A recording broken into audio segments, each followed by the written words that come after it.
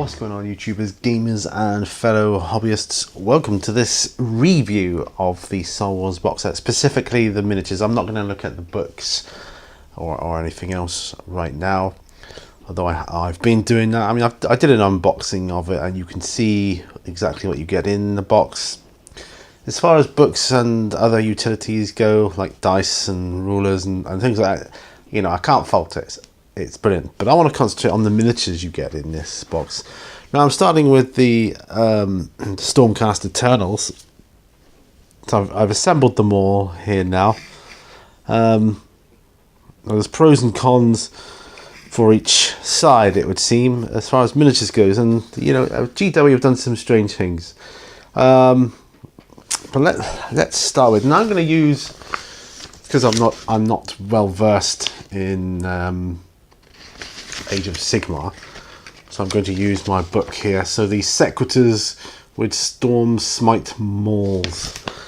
We'll start with those first, because that's these guys here, essentially. Solid models. Now the majority of these models, well, in fact all the models on the Stormcast Eternal side are pretty solid, and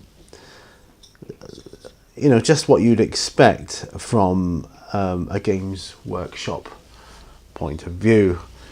I mean, it's a sturdy model. It's got great detail, nice pose, nice big chunky model to hold in your hand. You know, yeah, really good solid piece. And I like that they're on these 32mm bases here. Not one of the Stormcast Eternals are on the 25mm bases, which is interesting. So yeah, move on to, bear with me once again. So what else have we got here? Castigators, and this gun here, the Celestar Ballista. That's a strange thing. And the Castigators. So we'll pop these together here. Again, the Castigators are all very solid, nice, solid, chunky models, and the sort of thing I'd like to move around a tabletop. I'd really like that. This gun is quite interesting too. What sort of missiles it fires, I don't know, but it looks kind of cool. I expect to me, this says we're going to see more of this kind of thing in Age of Sigmar, more and battering rams and that kind of thing. You can see here, yeah, like I say, they're all pretty solid, pretty standard stuff. I'm not going to go over the names of them all. I think these must be other Sequitors here. Again, exactly the same, solid, chunky feel, like a nice, solid chess piece. I'm a bit of a chess player, and I like to play with big, thick, chunky, heavy, weighty pieces. I mean, if this was metal, it'd be really heavy. But I just love, you know, these poses they've got here. They're just brilliant. Very dynamic. I love it. Okay. All looking really cool. Everything I would expect from Games Workshop. Alright. You can see the detail on him there. It's incredible. Like I say, everything I would expect from a Games Workshop model. But then we come on to this guy.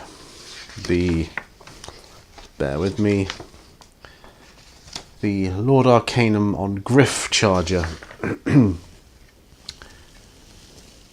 Very impressive looking model, quite sturdy. You know, he's attached to the base, though only by 2 bits. It's quite substantial and enough to make up for that.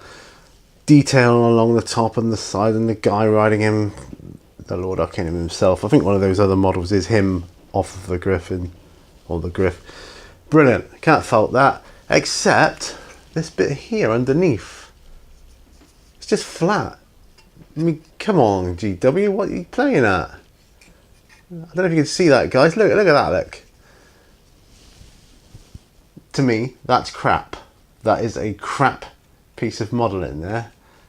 It's rubbish. Why not have detail underneath? You know, I'm gonna have to green stuff something now. You know, this is not what I'm paying my money for, GW. Come on, pull your socks up. So I'm a bit disappointed with this model for that reason, which is a shame because the rest of it looks fantastic. You know, it looks really cool, it really does. But that, for me, look there, that just spoils it, don't you think? I think that's rubbish. But overall, a very good set. Okay, so what I'm going to do is I'm going to move these to one side now with the magic of editing, and I'll set up the night haunt side. So ta-da.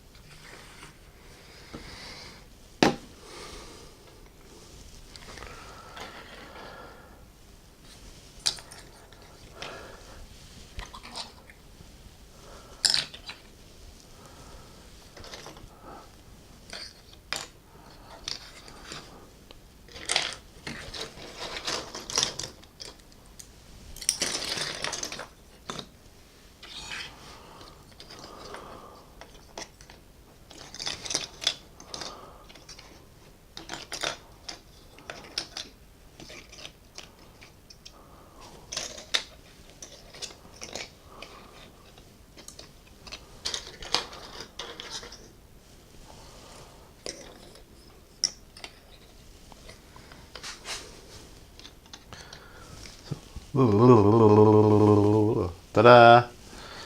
Right, so here we are with the night haunts. Now again, we have pros and cons with this. Let's just turn this around a bit for you.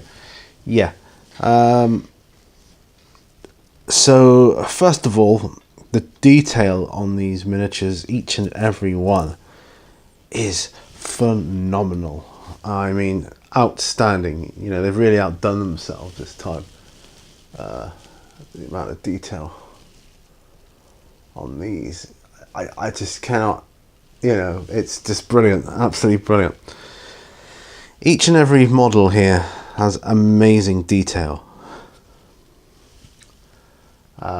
depicting them as ghosts brilliantly, absolutely brilliantly. You definitely get that feeling that they're floating along, definitely. Like this guy here on the horse. Now, what's he called? Let me consult the book again. Let me consult the book. So I want to get this. I want to do it some justice. Knight of Shrouds on ethereal steed. I mean, wow. I mean, there's no lack of detail on this model. I mean, underneath he's just like a hollow rib cage, which is because he's just a skeletal horse. That's fine. That works. You know, that works. But not for that dude. Come on. But anyway, yeah. So he is absolutely brilliant, and he is also quite, you know, sturdy on his base. You know, you wouldn't mind moving him around. The pieces on the Nighthaunt side are not as chunky, so they're more like akin to little Gribblies kind of thing. So that's what you'd expect. So a lot of them are on 25mm bases here. So yeah, and these guys are okay, you know. Don't mind these; they're quite solid on the base. You know, they've still got that feeling of like they're floating across the ground. but they're quite solid on their base. You know, you can pick them up, move them around quite heftily, I suppose. But now the drawbacks with this side are generally way too flimsy. Way too flimsy. There is no way in hell I would want to play this as an army and transport it somewhere. No way. I mean, this guy alone, just so flimsy. Look at it. See him bobbing around there? That's just asking to be snapped. That's a disaster waiting to happen. And the same is true of a lot of these floaty ones. There's just not enough holding them on their base. I mean, I get that they want to look like floating ghoul things, but they're just too damn flimsy. I mean, this one here looks cool, but you know, about 5 mil, that's the only thing holding him onto the base, you know. I mean, that's just ridiculous. So not pleased with that. I think Games Workshop, they've kind of outdone themselves on the detail on a lot of it, apart from this guy underneath. But for flimsiness, it's not very good at all. So my overall favourite is the Stormcast Eternals as an army, and what I'm going to do is combine them with my other Stormcast Eternals from the original Warhammer Age of Sigmar box set. That will give me quite a substantial little force to be going along with, and but what foe I will get to face them probably won't be these guys. Although they look cool, they're just not substantial enough. I mean, they're good, great for displays and that kind of thing, making little dioramas, and that might be the way forward for me with these. I don't know. I just don't really want to make them into an army because they're too flimsy, at least not at the moment. And that's just how I feel about it. But that said, overall, I am pleased with the box set. I'm very pleased with it. I got like a little bit of reduction on it anyway, but you know, I'm happy with it. I just feel I'm just used to the usual high standard of Games Workshop, and I feel that, you know, in a couple of areas there they kind of dropped the ball a little bit. But that said, you know, I don't want to be like seen as a whinger. It's just an observation. But like I say, I'm really not happy with this guy underneath. So yeah, like I say, you're gonna have to green stuff some sort of muscles or something, or like coat of mail or something on there. It's just, yeah, I'm not happy with that, because you can see it without turning it too far. It's just, anyway, I won't dwell on that. That really is the downside of the, well, actually no, it's a combination. This and the flimsiness of this side army is the downfall of this box set. Now, if it hadn't been for Bazza from Underdog Painting's warning about how flimsy they are, I would surely have broken some of these guys in construction.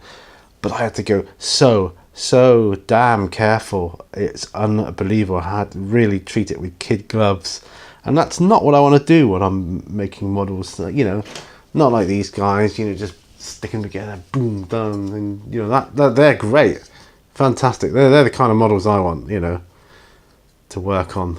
So the plastic, yes, but great to work with, very substantial. You know, whereas these guys are not. Lots of very flimsy areas and finicky things. Kind of gave me an appreciation, I suppose, on what Dark Eldar players have to go through for 40k.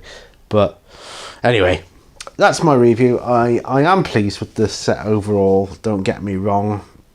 Detail on these guys is phenomenal, like I said. and I am looking forward to painting them. I'm really looking forward to painting them. I just hope I don't break any in the process. Yeah, but definitely interesting. I am looking forward to doing other Age of Sigmar stuff. I really want to do the Sylvan F. I want the tree guys. I want to do those. But there's loads of stuff I want to do. But yeah, these guys are not on the top of the list, so for me right now. But anyway, there it is. Thanks for watching. Drop your comments down below. What do you think about the models themselves? How they build and how they feel? Are you happy with transporting, this kind of thing around? Let me know, because I'm not. And moving them around the table like you do. Let me know in the comments below what your thoughts are on this box set, and if you share any of my concerns, or if you came across any problems when you were assembling yours, just let me know. I'm really interested to hear your thoughts.